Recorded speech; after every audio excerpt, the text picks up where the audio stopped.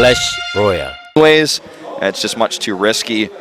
I'm just actually like, I'm freaking out, by the way. All these people running in front of the camera, like I can't even focus right now. I don't even know why we're on camera in the first place for so long. Well, there must be some sort of technical difficulty, but both players are now in the lobby. Yeah. They are starting that up, so that's when we get our CG to come in and swoop us off camera. Dark 10-10 in Pro League. He's been having some trouble towards the end of round 3 here.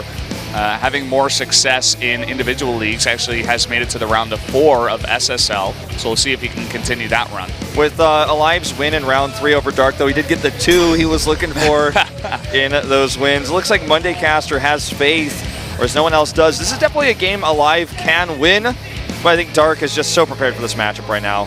Yeah, definitely got to favor Dark coming into this one. The best Zerg in the world currently up against aLive, the challenger. Let's see what they can do on Frozen Temple.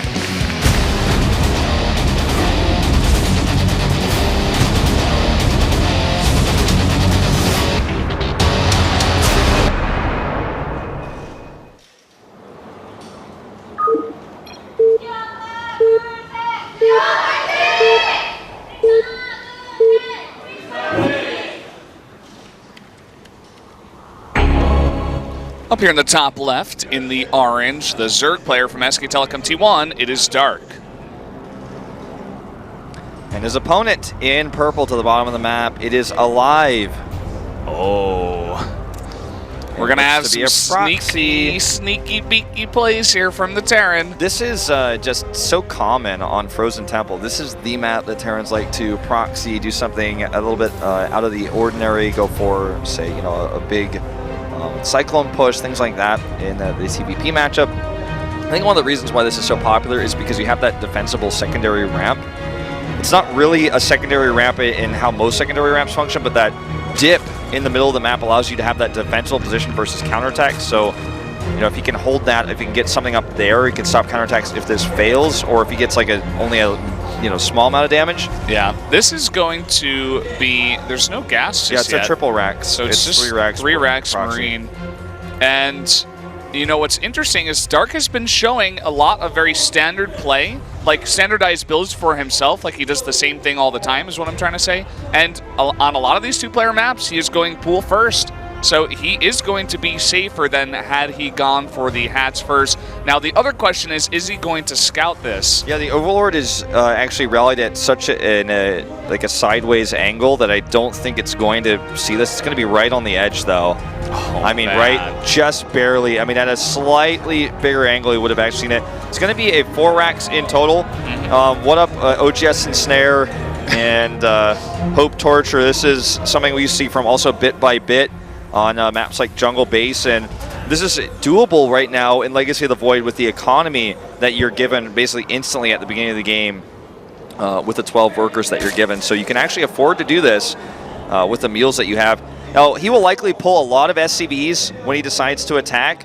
And, oh, the Overlord is not even going to commit to the scout. This is kind of what aLive is banking on, is that Dark has shown scouting patterns on this map. He's got a tight wall here too, so there's no way to really scout what's up there. Look at the scouting from Dark, just like you're saying. The Overlord misses, so he scouts the other side with his lings, because the Overlord caught most of the bottom left, but not the important part. And here comes the push. He's not even going to bring SCVs, except, of course, the building ones. Those 3 will help tank, and he can bunker the front as well. Drones here are going to see this, and the Queen needs to leave. She's off creep. The SCVs may try to body block, and they do! Nice body block here with the SCVs. The Queen escapes for now. Here come the drones. 2 spines have been started. Needs to throw down a bunker. It looks like he's doing that at the front of the natural here. He's got more and more Marines just rallying on over. Okay, the Queen here is starting to get very low, both of them, in fact. But he can kite with those Queens. He needs to buy time. 6lings on the way. He's going for a Roach Warren as well. The bunker is nearly finished at the natural. And he's just going to pull those out. Look at how many Marines he's got. This is so much to deal with. He can't just deal with it with Lings. 2 Lings, by the way, harassing the front. Ling speed is done. And he just wants to end this game now. I think he may just do it. The larva is camped. Anything that comes out dies instantly. Doesn't have enough for a Roach. Pool. Look at this, just gets a repair, really nice full wall as you were saying, and that spawning pool getting lower and lower here. He's gonna get it. The Roach Warren is complete. Can only make 1 Roach right now.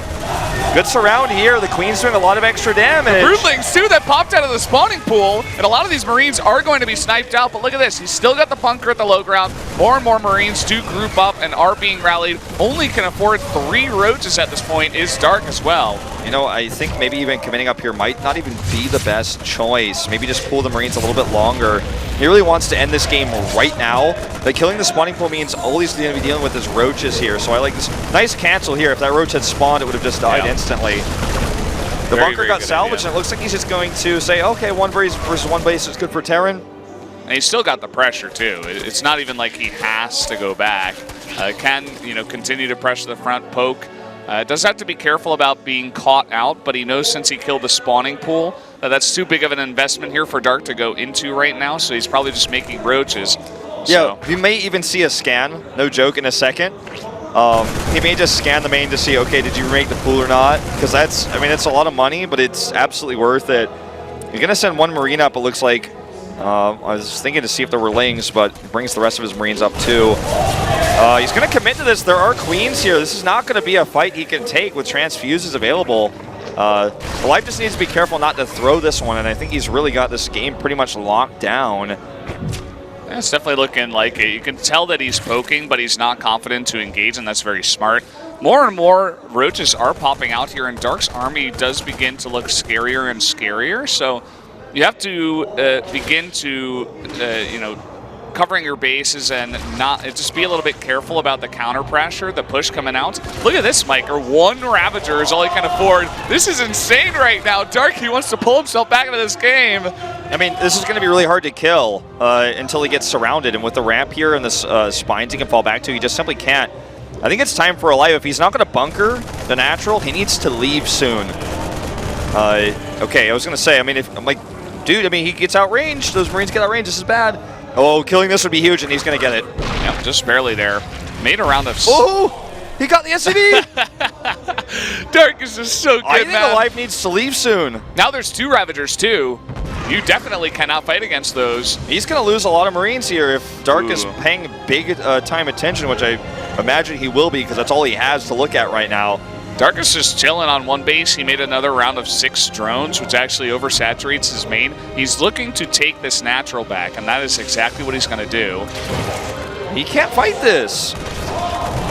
But if he, you know, if he pushes them up the ramp, then he can cancel the natural, but he's losing units for free. The hatchery comes up.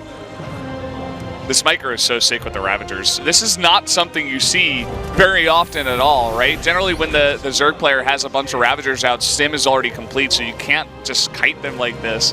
A very unique situation, and Dark is kind of showing off here, and he's pulling himself back into his game. Okay, he's going to commit to the hatch. That's what I'm talking about. If the Ravagers don't kite enough, you know, basically he just cancels that hatchery, chases them away, and this is pretty big. Bad timing. There were actually 2 Ravagers morphing at that time. Want to get himself caught there. I really feel like aLive is pushing it, man, staying out here this long. Now there's 4 Ravagers. These barracks are lifted. Production. He's making a factory now. And now he's on the run there with 4 Ravagers here and roaches to back this up. Is he going to try to trap these units? Is he crazy? I was like, is he going to like land the barracks behind them and then they can't kite anymore? I think that might have been what he was thinking about, but he just doesn't have enough units for that. Dark is still on the chase. I think he's recognized this. He sees the barracks there. He's pushing across the map, chasing the Marines with his Ravagers and sending the roaches down the faster path. I think aLive is starting to realize he stayed way too long. The roaches are going to actually get there before the Marines. This may end the game. aLive, so greedy with how he played this. Okay, he needs to actually fight and kite here. 2 bunkers finished, but the Ravagers can just drop piles on these. Yeah, he's going to begin doing that as well. Look at this, 5 more Ravagers on the way too. Dark, I think he's going to be able to break this with that many Ravagers. He can burst a bunker easily with that many. This game should be over. Does he have a tank? No, only 15 Marines. Look at that. Goodbye. He knows exactly how many piles it takes, too. This is unbelievable. There's the first tank. It's over. That is game over. There we go. The corrosive bile's coming down. That CC is not going to be made, of course. And pushing up the ramp now. He knows there's no tank. He's dancing his Ravagers. He's like, are you serious? You got so far ahead and I'm winning this game? Some really aggressive moves when the Ravagers were out and not a quick enough tech or moving at the production or really setting up a defense. I mean, everything he did was just a little bit off. And Dark was not, man. He was 110% on point every Justice step of the way. reigns from above, man. With that many Ravagers, basically like a Pharah ult. Here we go. Another bunker's not going to do anything here against this many Ravagers. He has 1 tank and 9 Marines versus 12 Ravagers. Good luck with that one. You just pile the There's tank. no medevac. You can't get away with that tank. Down it goes, and dancing GG. Dark wins the game, even after getting incredibly far behind early on. And that was a game that aLive is going to remember for a very, very long time, because that was unbelievably important. We mentioned it before the game even started. This is their best chance, essentially, if Patience wasn't going to do it against Innovation. And he was so far ahead, but he kind of blew it, man. Yeah, he really did. This is pretty nasty. That's a game that you said you will remember for a long time. A really cool build, good execution of the early part of it, but then just kind of losing control. I feel like he was indecisive with almost everything he did after we got to like 6 minutes in. He would move in, then leave, and like he was losing 4 or 5 Marines every time he did this without accomplishing anything. He did commit to that one last hatch cancel, so I'm like, okay, you got that. You got that hatch cancel. Then after that, you go home. So you got to get out of there. Get your barracks home, start making tanks. I mean, you see the composition, right? If he has 2 tanks behind those bunkers, maybe he holds on there just barely, right? Even after all the other, mistakes. And I don't want to put too much on aLive here. Obviously, it wasn't the cleanest game, but Dark's response was unbelievable as well. Like, the second it came in, he's like, okay, I've hit this build before, immediately makes 2 spines, is fine to give up his natural, begins the Rotorn as well, and tries to just pump out 1 Ravager at a time because he knows that the Marines are going to be without stim for a very long time. That response was about as clean as it could get, and a lesser Zerg would have just fallen down there in that game. He would not have survived. Yeah, I mean, basically, Dark showed us that not only can Zerg 1 base versus a 1 base Terran, but can also do it without a spawning pool. Yep. He changed the way that everyone's going to look at this game. Yeah. Really, really great game there, though. Very impressive. Like, the decision-making to get a Roach Warren before the spawning pool died as well is not something that's easy to do. He might have been thinking, okay, if the pool dies, I just lose the game. He got the Roach Warren. You can't make that without a spawning pool, so close calls there. I mean, really making all the right choices. Definitely has encountered this before. Yep. And guys, we are going to jump into a quick commercial break before we do get into that CVC